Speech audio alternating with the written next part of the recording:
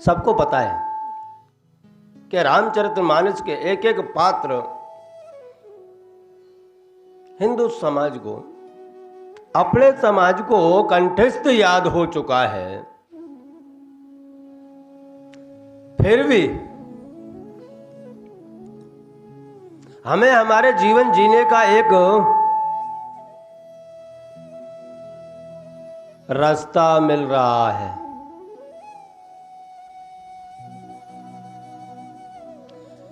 जिसे जीने से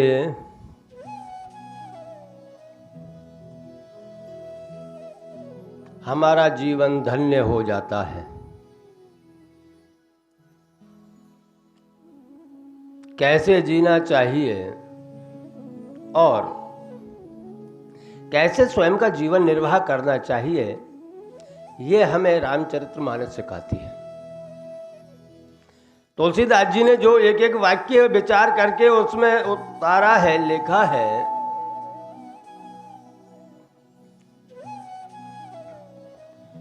उसके आधार पर ही मनुष्य खुद का जीवन जीना चालू करे तो अपने जीवन को सुंदर बना सकता है। क्योंकि इस राम कथा के अंदर एक से एक रहस्य भरे पड़े हुए हैं। उन रहस्यों को जानने के लिए ही सब अपनी अपनी विचारधारा के अनुसार समझाते हैं कि तुम तुम्हारे जीवन का कल्याण कर सको।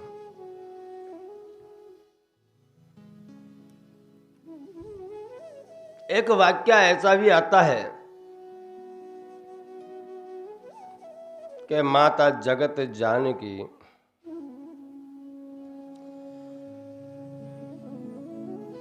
का हरण रावण करता है और अशोक वाटिका के अंदर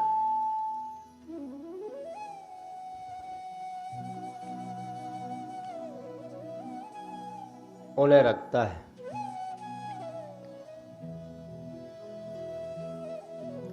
नाना प्रकार से भयभीत करता है, लोभ देता है, लालच देता है, लेकिन मां जानकी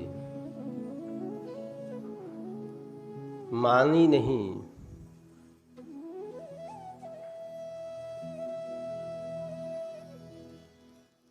कैसे भी लालच दीजिए, मां तो मानने वाली नहीं।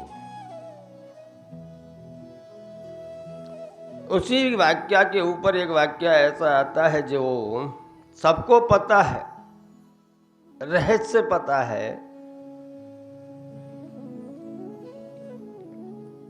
फिर भी कहा जाता है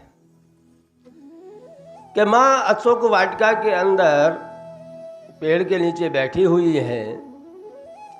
रावण आता है, हर प्रकार की कोशिश कर लेता है, डराता है, धमकाता है, लालच देता है।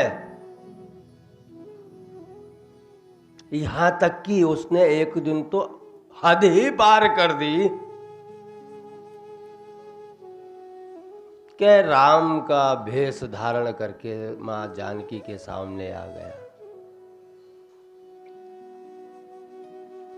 फिर भी मां जानकी उसकी तरफ देखी तक नहीं। रावण राम का भेष धारण करके आया, लेकिन मां ने उसको देखा तक नहीं। रावण गया, राजमहल के अंदर अपने कक्ष के अंदर गया। तब मंदोदरी ने पूछा, कहे स्वामी, आज आप राम का रूप धारण करके गए थे, तो क्या हुआ? सीते मानी? तब रावण ने कहा कि मैं राम का रूप धारण करके गया तो था, लेकिन वहां पर मुझे जानकी सीता नजर ही नहीं आई। राम के रूप में तो सीता नजर ही नहीं आई, और रावण के रूप में सीता जी नजर आती है, इसलिए मैं उनसे कुछ कह ही नहीं पाया, क्योंकि मां जानकी तो नजर ही नहीं आ रही थी।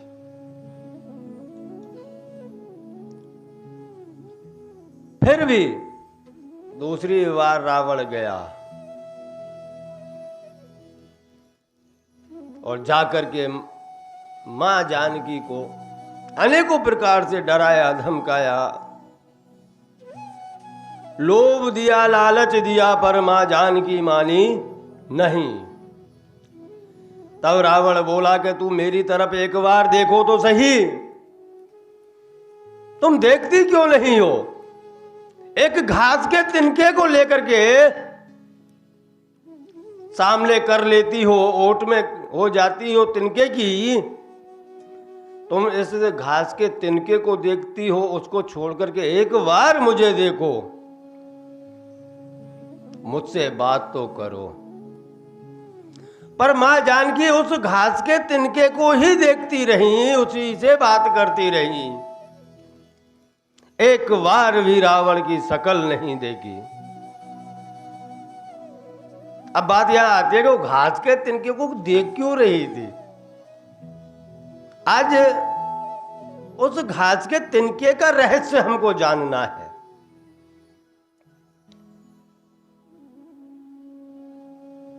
कि वो घास के तिनके को देखती क्यों थी? तो हमारे यहां पर एक कहावत है, प्रथा है कि जब किसी की शादी होती है और नव विवाहिता घर पे आती है, तो उसकी बड़ी ही आवो भगत सम्मान के साथ में उसको गृह प्रवेश कराया जाता है। सम्मान के साथ में गृह प्रवेश कराने के बाद में एक प्रथा ऐसी भी है कि उस नवविवाहिता को रसोई बनानी पड़ती है, रसोई के अंदर कुछ मिष्ठान बनाने पड़ते हैं। अब हम वो मिष्ठान क्यों बनाते हैं? वो मिष्ठान इसलिए बनाते हैं जो मिठास उस मिष्ठान के अंदर है, पूरा परिवार उस मिष्ठान को खाए। जैसे उसके अंदर मिठास है, ऐसे ही पूरे परिवार के अंदर मिठास भरी रहे, सब एक दूसरे के प्रेम में पड़े रहे, लेस मात्र नफरत प्रवेश ना कर पाए। इसलिए नवविवाहिता को मिठाई बनाने का रिवाज है हमारे यहाँ। तो मां सीता जब अयोध्या जी में आई तो उनको रसोई पूजन करके रसोई बनाने के लिए बोला। तो मां जानकी ने खुश होकर के खीर बनाई और सभी को आमंत्रित कर दिया। दशरथ जी भी आ गए, चारों भैया आ गए, संत मुनि आ गए, ऋषियों आ गए, गुरुओं आ गए, सबकी पंगत पड़ गई और मां जानकी खीर परोस रही थी। परोसने के बाद में जब मां दूर जाके खड़ी हुई, तभी एक पवन का झोंका ऐसा आया, पवन का झोंका ऐसा आया क्या एक घास का तिनका उड़ करके दशरथ जी की खीर में जाके पड़ गया। और दशरथ जी की खीर में पड़ा तो मां जानकी वो देख रही थी। वह सब देखते हुए मां जानकी ने विचार किया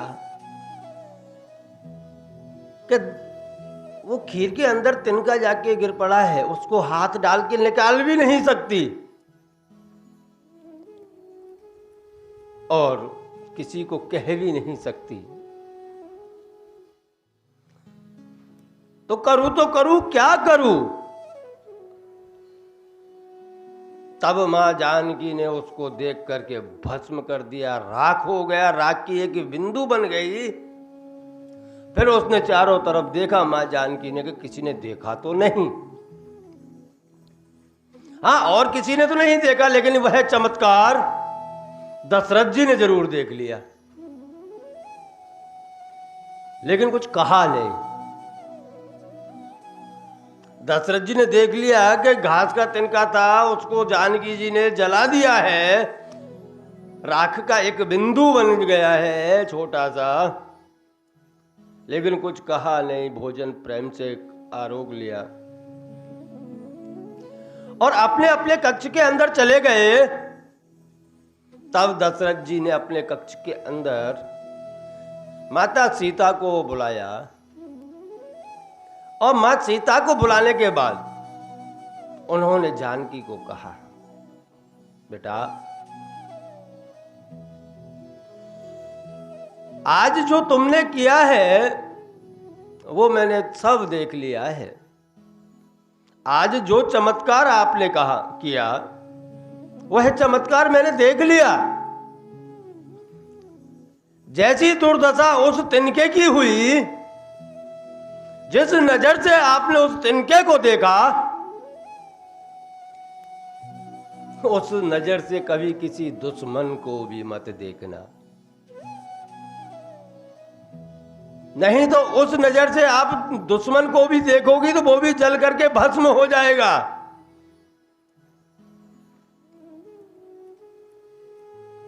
आप इस नजर से किसी दुश्मन को भी मत देखना। इसलिए वह ससुर जी का वचन का पालन करते हुए जब रावण आता तभी वो तिनके का सहारा ले लेती।